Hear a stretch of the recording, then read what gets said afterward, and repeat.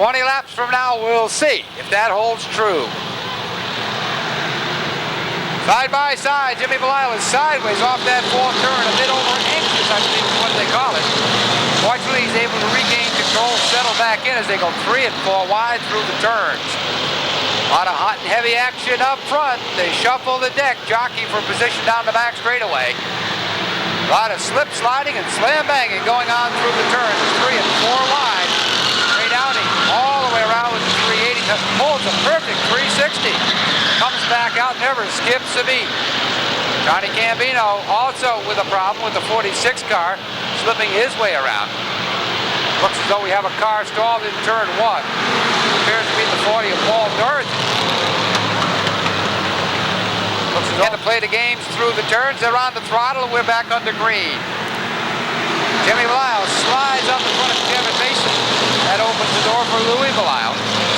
Louis, by the way, with a feature win earlier this year, continues the battle for the number 2 position off turn 2. Little bump and go on the back straightaway. Eddie Reed Jr., current point leader, on the move. Kevin Mason a bit wobbly through the turns. Feels somewhat stymied, a little bump and grind in turn 1. The Rhode Island Rocket hangs on for dear life after an excursion through the infield with the 11X. It shakes off pretty well. Mike Caprio sideways. That sends Bobby Bruce for a loop up in turn 3. Fortunately, everybody escapes either inside or outside of Bobby Bruce. The 05 unfortunately stalls in turn 3 with 3 laps shown as complete. Green flag back out. Let's see who gets the edge off the turn. It appears to be Jimmy Belial once again, followed by Louis Belial. Howard Gernot on a move with car number 36. He had a good run in his qualifying earlier, proving it was no fluke as he runs in the 3rd spot. Bud Keeney on a move with the 77X. He's up to 4th and challenging for 3rd. Kenny Cassidy kind of lost for a second, running in the 5th spot. There's Kevin Mason, Eddie Reed Jr., and John Faulkner. Jeff Cook in trouble with the 63 Connecticut, goes around at turn 1. Another car off the speedway just short of turn 2. Green is back out. It's a drag race between the Belials, and Jimmy comes out on top. The field stays tightly bunched. They continue to run under a blanket. Glenn Boss locked in a battle with John Faulkner. They're 2nd and 3rd in the point standings. I think that's the way they're going to end up with Eddie Reed, looking to win his 6th race of the year with car number 27X. He's the current point leader, would like nothing better than to pick up the crown, pick up yet another win. As Johnny Gambino goes around with his 46K car in the backstretch. The car is running. He is going to pull out of the way. And we're going to stay under green. Just in the nick of time.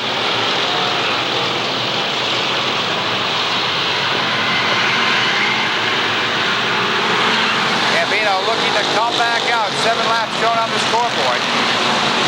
One of the drivers in the middle of the back being warned by Danny Cordaway from the flag stand. We've got trouble up in turn number 2. It appears to be Danny Green in the 23 and the 32 of Skip Rudick. Skip Rudick, by the way, the winner last year. Green is back out. The Belial boys battling amongst themselves off that 4th turn. Jimmy gets the better of it. He's out front. Howard Gernot able to take advantage, moves into the runner-up spot, or at least in a tie for it. He's on the inside of Louis Belial as they head into turn number 4. Bud Keeney running 4th. 5th is our current point leader, and Eddie Reed Jr. is on the move in the outside groove.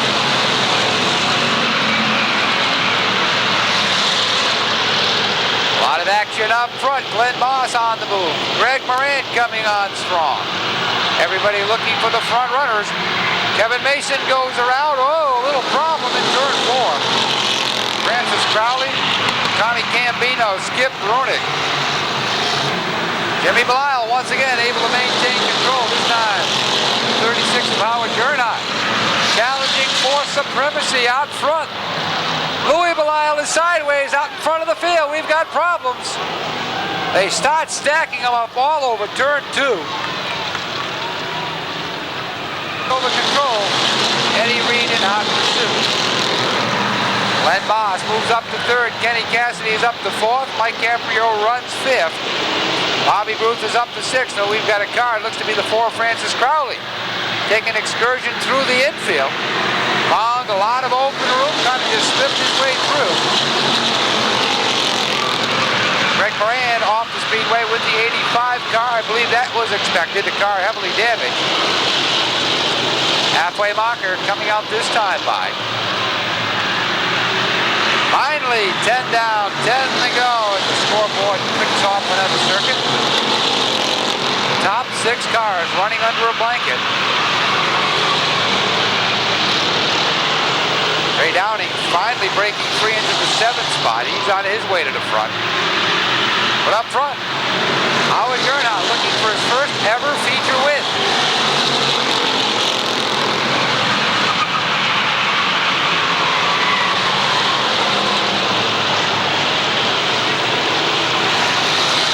Time running out. Gernot being challenged by Eddie Reed Jr. Reed a little bit squirrely off that 4th turn, settles down nicely on the front straightaway. Glenn Boss in the meantime able to close in somewhat. Rhode Island Rocket having himself quite a season, running third in point standings. 1 feature win. Had a streak of 3 in a row going out at the Thompson Speedway. They all begin to add up. Dave Irish campaigned his car for a couple of years here at the Speedway, turning the controls over this season to Glenn Boss. Boss responding rather well.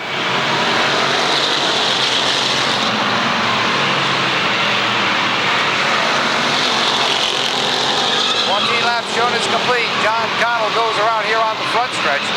He's a not happy young man, but unfortunately, with 5 to go, remains stalled in the infield. Eddie Reed Jr. battling for the lead with Howard Gernot. They are side by side through the turns. We have a brand new leader on the back straightaway as Eddie Reed Jr. continues to set the pace and John Connell looks to come back out. Unfortunately, he's a long way behind. And Eddie Reed, your new leader, here at the start-finish line with but 4 more laps to go.